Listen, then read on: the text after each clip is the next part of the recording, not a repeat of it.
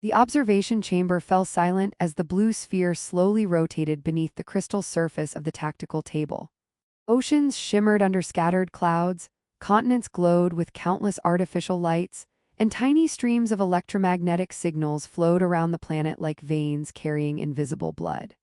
Queen Lysera stood with her hands clasped behind her back, her silver hair falling over the elegant points of her long ears. Every advisor surrounding her waited for the order they prayed she would give. "Your Majesty," Chancellor Voron said carefully, "we have completed another analysis. The recommendation remains unchanged." Lysera did not look away from Earth. I assumed it would. "The probability of diplomatic disaster has increased to 98.4%. It was 98.2 yesterday. We regret the increase." A younger advisor cleared his throat. "We also regret the previous percentage." Lysera almost smiled. "You regret statistics now? We regret whatever statistics concern humans." Soft laughter almost escaped one of the scientists before she immediately straightened her posture. General Kaler stepped forward. "The Imperial fleet has conquered civilizations far more advanced than this world. Humanity is unstable. Their history contains continuous warfare, environmental collapse, political conflict, and entertainment programs where people voluntarily embarrass themselves before millions." One of the historians nodded gravely. "The entertainment programs are particularly disturbing." Lysera folded her arms. And yet, you have all spent 3 hours listing reasons not to visit Earth. Correct. You have listed exactly 0 reasons why every classified report contradicts itself." Silence. The Queen touched the floating globe. New files appeared in the air. Report 14, humans are incapable of empathy. Another report floated beside it. Report 27, human medical workers entered an active disaster zone knowing they would likely die. Another, Report 81, humans instinctively betray strangers. Another, Report 82. A stranger jumped into freezing water to rescue someone they had never met. The advisors exchanged uncomfortable looks. "The reports conflict because humans are inconsistent," Voron answered. "No." Lysera looked at every face around the chamber. "They conflict because someone stopped asking questions." General Kaler sighed. "They are emotional creatures. They laugh, they panic, they invent weapons, they invent music. They destroy ecosystems, they plant forests, they lie, they write poetry." The Queen slowly walked around the table. "I have ruled an empire containing 12,000 intelligent species. Every one of them has contradictions. Why should humanity be unique?" Voron inhaled deeply. "Because no ruler has ever personally visited them." "Then perhaps it is time." 3 advisors spoke at once. "No, absolutely not." "Your Majesty, respectfully, no." Lysera raised one eyebrow. "I appreciate the variety." The living walls of the chamber pulsed gently as the bioorganic starship listened to the conversation. Every corridor, every ceiling, every glowing surface was part of a single enormous creature that had willingly bonded with the imperial throne centuries earlier. A pleasant voice echoed through the chamber. "Permission to express concern." Lysera looked upward. "Granted. I calculate this mission will produce approximately 800 headaches." "For whom?" "For everyone." Even the general couldn't suppress a short laugh. "The ship agrees with us," he muttered. "The ship also enjoys dramatic entrances," Lysera replied. "I do," the vessel admitted cheerfully. An emergency signal interrupted them. A translucent projection appeared above the table. "Royal succession protocols request confirmation that Her Majesty is not about to do something historically reckless." Lysera answered immediately. "I am about to do something historically educational." The projection disappeared. One advisor whispered. "That system sounded disappointed." "It usually is," another answered. Lysera approached the observation window. Earth looked peaceful from this distance. Small, fragile, impossible. Every lesson since childhood had taught her that this world represented chaos waiting to infect the stars. Yet every uncensored archive she had secretly studied painted another picture. A civilization stumbling through darkness while somehow carrying light with it. She remembered one particular recording. A firefighter carrying a frightened child from a collapsing building. Another human running back inside. Then another, no command, no reward, only choice. The official report beneath the recording had classified the event as irrational behavior. Lysera had watched it 27 times. It wasn't irrational, she whispered. What was that, Your Majesty? Vorin asked. Nothing. She placed her palm against the transparent wall. Prepare a descent craft. Every advisor froze. General Kaler blinked twice. I believe I misunderstood. You did not. The royal shuttle? No. The diplomatic cruiser? No. The armored escort? No. She turned calmly. I'll take the seed. Several advisors became visibly pale. The seed was no ordinary craft. It was a living fragment of the Imperial flagship, capable of growing temporary biological systems, adapting to alien worlds, and disguising itself almost perfectly. Vorin rubbed his forehead. The experimental prototype? It has completed every trial. Laboratory trials. Still trials. It has never carried a queen. It will today. The living ship spoke again. I should mention the seed is somewhat enthusiastic. Lysera tilted her head. Enthusiastic? It enjoys improvisation. General Kaler groaned. Wonderful. The Queen will be accompanied by an optimistic spacecraft. I heard that, the ship replied. You were meant to. I remain optimistic. Minutes later, the seed detached silently from the enormous vessel. Inside, soft biological fibers reshaped themselves into a comfortable cockpit. Good morning, the craft chirped. It is evening, Lysera replied. It will be morning somewhere. I suppose that's true. I enjoy beginning conversations positively. Lysera fastened the living restraints. You've never visited Earth either. No, are you nervous? I have examined 18 million documentaries. About humans? No, then about what? Birds. She stared. Birds, they appear highly committed. To what? Flying, Lysera laughed quietly. I don't think that's unique. I also watched one documentary about penguins. They don't fly. I found that emotionally confusing. The seed slipped through folded space. Stars stretched into shimmering rivers before snapping back into place. Earth rapidly expanded ahead. Blue oceans, white clouds, green continents, artificial satellites drifted around the planet like curious insects. The seed's voice became unusually serious. Atmospheric disguise beginning. Organic tissue flowed across Lysera's skin. Her ceremonial clothing transformed into ordinary earth fabric. Her royal markings faded. Only her long ears remained visible. Minor issue, the seed announced. What issue? I cannot shorten your ears. I know, I attempted. I know, they are magnificent. They are also noticeable. I recommend longer hair.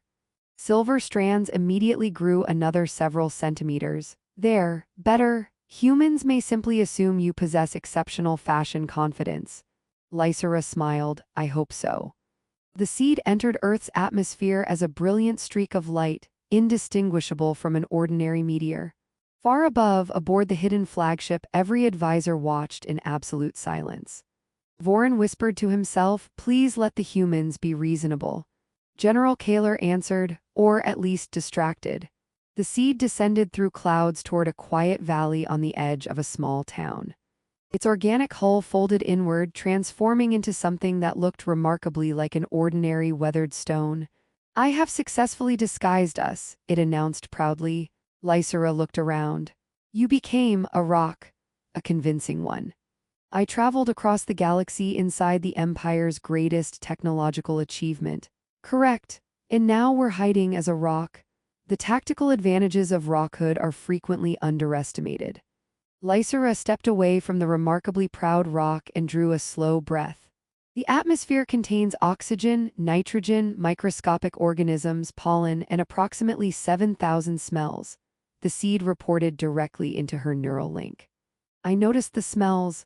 I categorized them. Already, I became curious. What categories? Trees, wet soil, flowers, machinery, bread. Lysera blinked. Bread? A bakery is 1.8 kilometers east. You can smell bread from here? I am an advanced interstellar organism. And I enjoy bread. You've never eaten bread. I remain optimistic. She smiled despite herself and began walking toward the narrow road stretching between fields. Every sound felt unfamiliar. Wind moved through leaves with surprising softness. Birds argued loudly from telephone wires. Somewhere a lawn mower growled like an irritated mechanical animal. "So these are birds," the seed whispered. "They're smaller than your documentaries suggested." The documentaries focused heavily on eagles. A tiny sparrow landed only a few feet away. The seed gasped dramatically. "It appears highly committed to flying. It has already flown twice." Lysera continued down the road, trying not to laugh. Her biological disguise worked almost perfectly. Her skin temperature matched that of humans. Her heartbeat had slowed to Earth's normal rhythm. Even her eyes adjusted themselves automatically to the planet's sunlight. Only one feature remained impossible to conceal: her long ears. The silver hair covered most of them, but not completely. "We estimate a 42% chance someone notices," the seed informed her. "Humans have many different appearances." "True, we'll adapt. I recommend confidence." "I intend to be confident. If questioned, tell them your ears are fashionable." "I'm fairly certain that's not how fashion works. I have reviewed 18 years of human fashion, and I no longer believe humans understand fashion." She couldn't argue with that. The first vehicle appeared around the bend, a red pickup truck. Lysera stepped aside politely as it approached. The elderly driver slowed. He stared. She smiled politely. He stared longer. Then he waved cheerfully. She waved back. The truck continued down the road. "That was easier than expected," she said. The seed sounded pleased. "I told you, perhaps humans aren't as suspicious as the reports claimed." "Correction, what?" The driver looked confused for approximately 4.3 seconds. But then, he decided it wasn't worth the paperwork. A few minutes later, she reached the edge of town. Buildings replaced fields. Small shops lined the streets. People chatted outside cafes. Children rode bicycles. No soldiers, no scanners, no security drones, just life. She slowed her pace. Everywhere she looked, humans interacted in countless tiny ways. Someone held a door open. A woman laughed so hard she nearly spilled her coffee. Two teenagers argued passionately about something called superhero movies. A florist carefully watered flowers she hadn't even sold yet. None of it matched the image painted by Imperial intelligence. "Observe emotional synchronization," Lysera murmured. "I see it. They smile because someone else smiles. They also yawn together. They're connected." The seed paused. "Our reports rarely mentioned ordinary happiness." "No, they mainly recorded wars. Perhaps that's easier to measure." Her thoughts were interrupted by a sharp bark. A large golden retriever sprinted across the sidewalk directly toward her. The seed instantly panicked. "Unknown quadruped approaching. I see it. It possesses teeth. Most animals do. It is accelerating." The dog reached her and enthusiastically circled her legs. Its tail wagged with unstoppable energy. The seed's voice rose dramatically. "It has surrounded us." Lysera remained perfectly still. The dog sniffed her hand before happily licking it. "We have been slimed. It appears friendly. It attacked us with saliva." An elderly woman hurried over. "Oh goodness, Sonny, leave the poor girl alone." The dog ignored the command completely. Instead, it rolled onto its back. Lysera stared. "Has it surrendered?" The seed analyzed rapidly. "Negative." "What is it doing?" "I believe it requests abdominal interaction." "You mean, it wants its belly rubbed?" She looked around. Several nearby people smiled. Apparently this was normal. Carefully she reached down and scratched the dog's stomach. Sonny's tail became a blur. "Oh dear," the seed whispered. "It appears we've activated maximum happiness." The elderly woman laughed. "He likes you. Thank you." "I've never seen him trust someone that fast." The dog sighed dramatically. Lysera smiled genuinely. "He's pleasant." "Oh, he's spoiled." Sonny barked proudly as though confirming the accusation. After saying goodbye, Lysera resumed walking. "You survived first contact," the seed announced. It was a dog. It clearly possessed strategic enthusiasm. She turned onto the main street. A flashing pedestrian signal changed colors.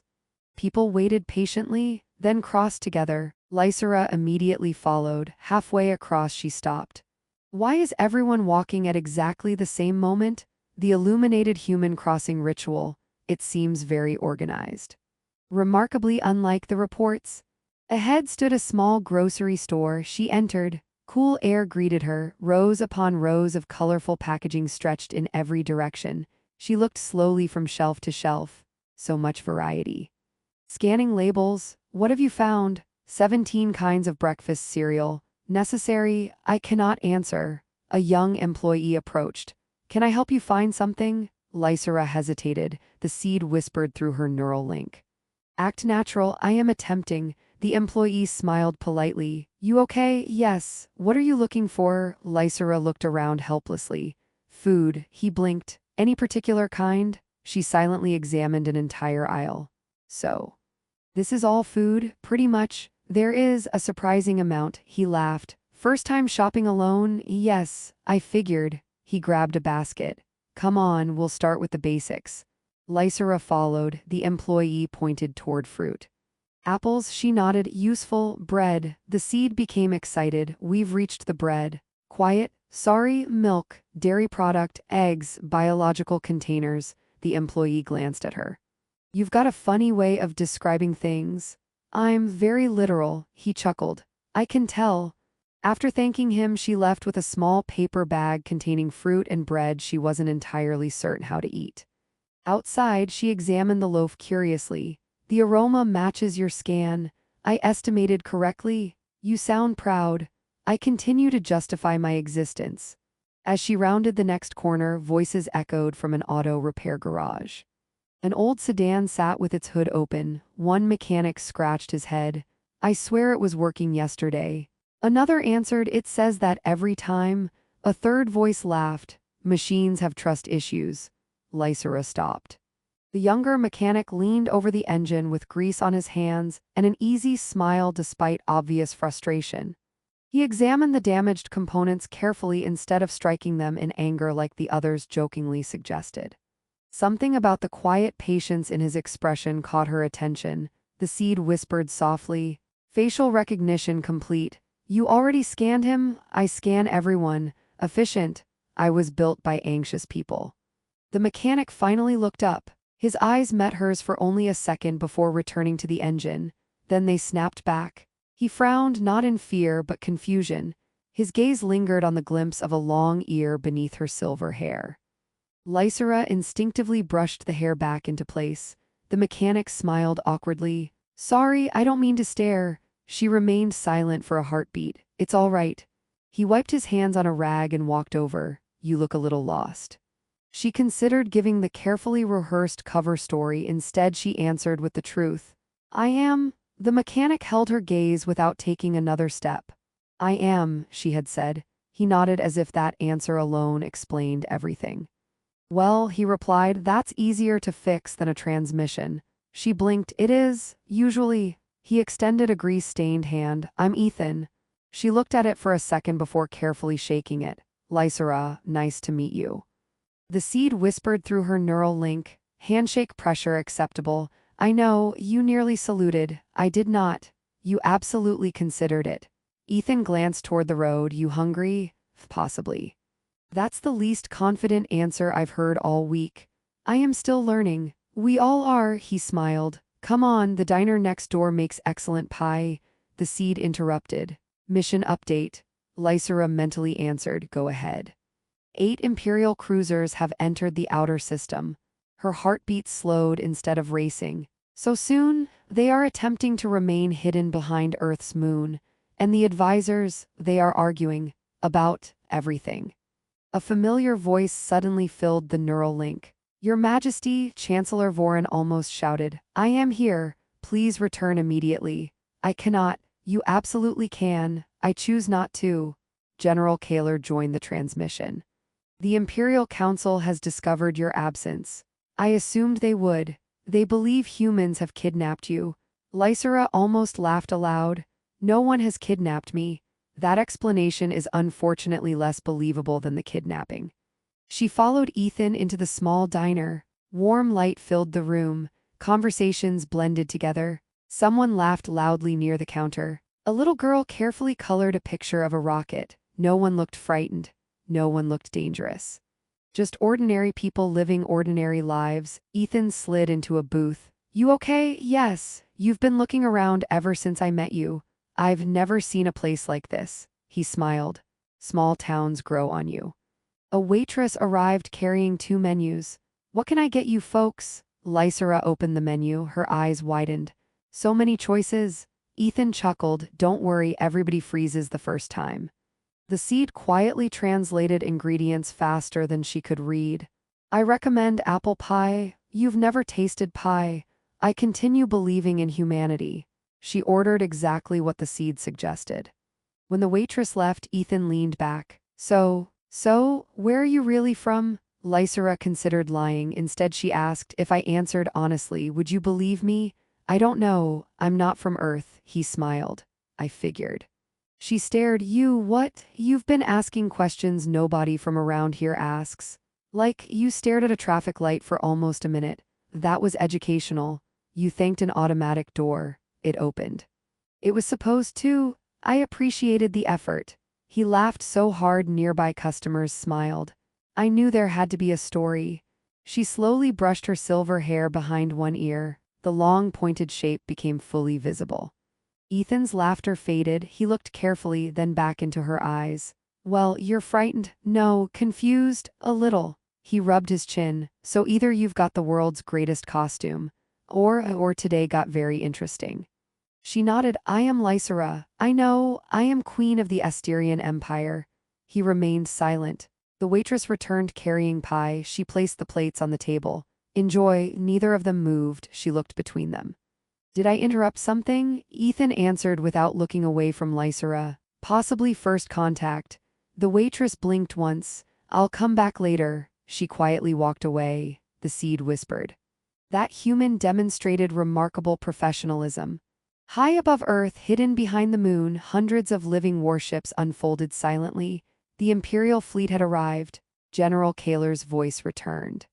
Your Majesty, several admirals are demanding authorization to retrieve you by force. They may not ask again. Lysera stood. Ethan, yeah, come with me. Where? To meet my ship. 5 minutes later they reached the quiet field. The ordinary rock waited exactly where she had left it. Ethan folded his arms. Nice rock, it is. You brought me here for geology? The seed spoke proudly. I am not merely a rock. Ethan jumped nearly a full step backward. The rock talks? I appreciate the recognition. The stone unfolded like a blooming flower. Living silver structures stretched toward the sky. Organic corridors emerged. Soft blue light pulsed beneath translucent surfaces. Within seconds, the rock had become a breathtaking spacecraft. Ethan simply stared. Okay, Lysera waited. Okay, I had about 12 different guesses. And talking rock wasn't one of them. The seed sounded delighted. I exceeded expectations. They entered together. Living walls shifted gently around them. Windows opened directly into folded space. Stars bent like flowing rivers. Ethan slowly turned in a circle. I fix pickup trucks. Lysera smiled. I noticed, and now I'm inside, whatever this is. I am the seed. Nice to meet you. I have always wished to greet a mechanic. You have. I possess several maintenance questions. Alarms suddenly echoed through the chamber. Vorin appeared as a hologram. Your Majesty, I know. The admirals are preparing orbital positioning. Lysera looked toward Earth.